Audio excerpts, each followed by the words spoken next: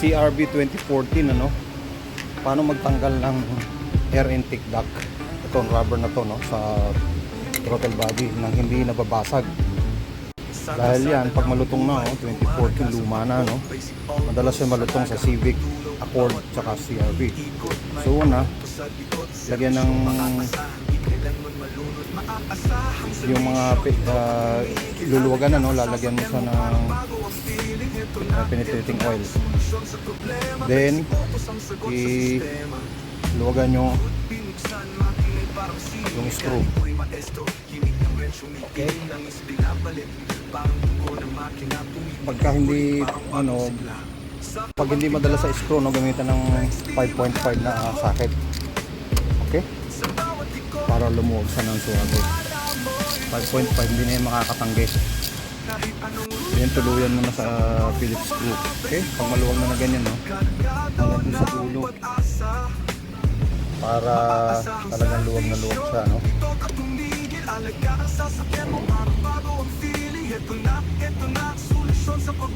Natuyo pa rin sa kanila.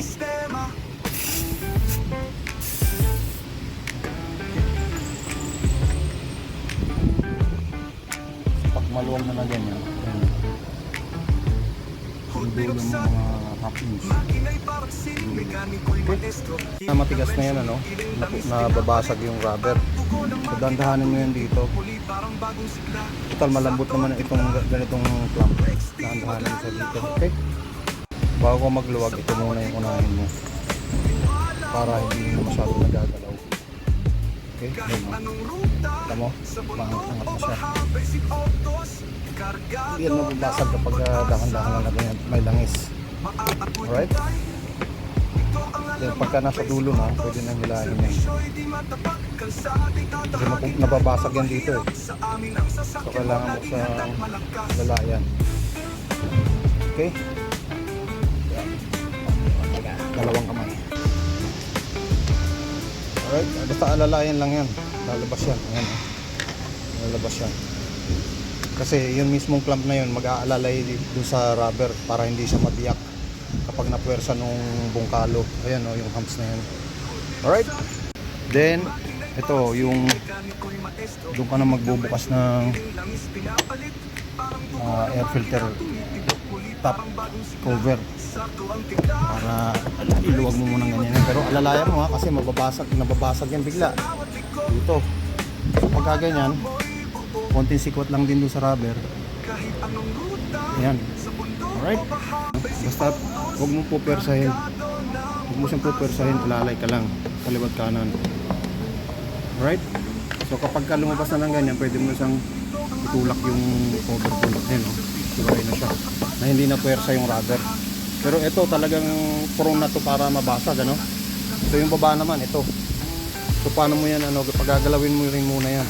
Pag pinagagalaw mo yan, konti sikwat lang din dito kaliwat kanan. Kalang magmamadali. Alright, you are in good hands with Basic Autos. Alright, ayan, dahil nalagyan na ng konti lang is doon, so suwabe na dapat yan. Konting pitik-pitik lang, hindi biglain kasi basag talaga yan pag binigla. Alright, then pag nabasag na yan, kawawa naman yung customer pag bumili pa siya niyan, kasi magpapalinis nga lang siya ng throttle body. Okay, basta luwag na yung clamp. Ito, ganyan-ganyan lang siya, kahit matigas pa yan. Ayan, huwag lang hawakan mo dito kasi basag talaga yan pag pinuwersa mo. Pag bara-bara ba yung galaw nito, basag yan. Tingnan mo, kawawa naman, buo pa naman siya kahit matigas. So wala pa siyang basag, Dahil pag nabasag to singaw, hindi niya mariread to itong MAS sensor. Alright, so error yan pagka basag to. So yan mukhang malinis, pero ayun yung carbon, sa dulo ng throttle valve. Alright, kaya sa mababa yung idling. Ayan siya. So linisan natin yan. So nalinis na natin, ayan, wala nang carbon, wala nang itim-itim kanina. So ito meron na ring langis-langis to, yung paligid. So babalik na natin to, itong matigas na air intake duct. Alright, So reverse order, dahan-dahan lang din, huwag pabigla-bigla ng galaw. Okay? Tulak ng konti dyan. Ayan. Tulak siya ng konti lang. Konting-konti hanggang sa lumapat na dun. Ayan, may guide naman yun eh. Ayan yung guide. Alright, so dapat nakapasok yan din. Pasok mo naman itong dito. Ito, ganun din. Pwesto mo rin muna. Ito, kailang ilock muna yan, no? So, check ulit kung may basag. Wala, matigas yan, no? Pag hindi mo siya mapindot na ganyan, prone na yan sa basag. Malambot na siya. So, dahan-dahan lang din. Ayan, no? Yun, pasok na. Then, saka itong breather, ano? So, sa breather, dahil aalalayan siya nung clamp mismo, no? Idiretso lang, then dahan-dahan na ganyan, ano?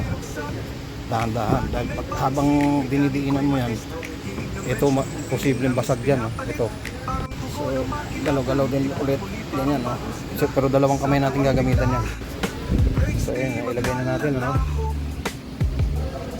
Alright, so okay siya. Hindi siya nabasag sa baba. Dito. Alright. Tigpitan na natin. Pwede na yung Phillips screw ulit.